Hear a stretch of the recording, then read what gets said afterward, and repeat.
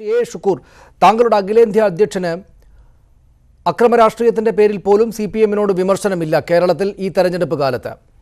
അതിനർത്ഥം അദ്ദേഹത്തിന് നരേന്ദ്രമോദിയോടും ഈ സർക്കാരിനോടും BJP-യോടും മാത്രമേ വിമർശനങ്ങളുള്ളൂ. അതാണ് അദ്ദേഹം എല്ലായിടത്തും ആവർത്തിക്കുന്നത്.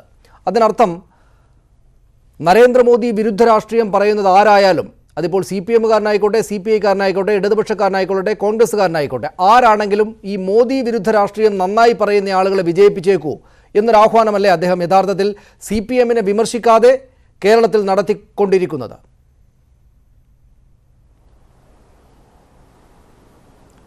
അങ്ങനെയല്ലല്ലോ. നരേന്ദ്രമോദി സർക്കാരിനെതിരായുള്ള അതിശക്തമായ പോരാട്ടം തന്നെയാണ് ഈ തെരഞ്ഞെടുപ്പിൻ്റെ ഏറ്റവും മുഖ്യ ലക്ഷ്യം. നരേന്ദ്രമോദി സർക്കാരിനെതിരായുള്ള വിധിയെഴുത്തുണ്ടായി.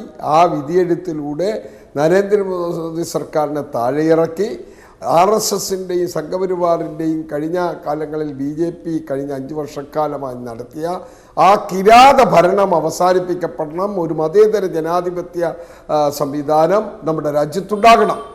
അതിനുവേണ്ടി കാര്യങ്ങൾ പറയുമ്പോൾ വസ്തുനിഷ്ഠമായി സത്യസന്ധമായി കാര്യങ്ങൾ അവതരിപ്പിക്കുകയാണ് അഭിനന്ദനായ AICC പ്രസിഡന്റ് ശ്രീ രാഹുൽ ഗാന്ധി ചെയ്തിരിക്കുന്നത്. ഒരൊട്ടും വെള്ളം ചേർക്കാതെ, എന്നാൽ പറയേണ്ടത് യാഥാർത്ഥ്യ ബോധത്തോടു കൂടി തന്നെ പറഞ്ഞു എന്ന് അദ്ദേഹം പറയുമ്പോൾ കേരളത്തിലെ കൊലയാളി ഭരണത്തെക്കുറിച്ച് അദ്ദേഹം പറയണം എന്ന് നിർബന്ധമില്ല. പക്ഷെ അത് പറയാൻ കേരളത്തിൽ കോൺഗ്രസ് ലീഡർഷിപ്പ് ഉണ്ട്, ഒരു സംശയം വേണ്ട. അത് പറയാൻ കേരളത്തിലെ കോൺഗ്രസ് ലീഡർഷിപ്പ് ഉണ്ട്.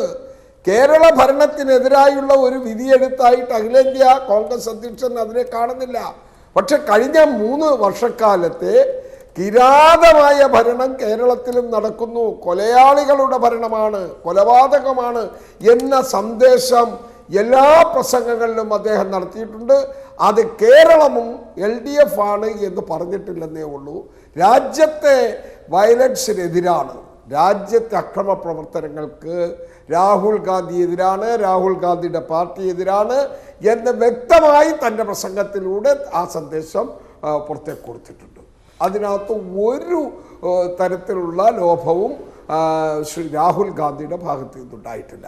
പക്ഷേ നരേന്ദ്രമോദിയുടെ ആ ഭരണനിർവഹണത്തിൻ്റെ കാര്യത്തിലെ ഉണ്ടായ അപാകതകളും പാകപ്പിഴകളും കുഴപ്പങ്ങളും കൂട്ടക്കൊലയും മറ്റതുമൊക്കെ പറയുന്നതിൻ്റെ കൂടെ ഒരു സംസ്ഥാന ഭരണത്തിൻ്റെ കാര്യം കൂടി പറഞ്ഞില്ല എന്നേ ഉള്ളൂ.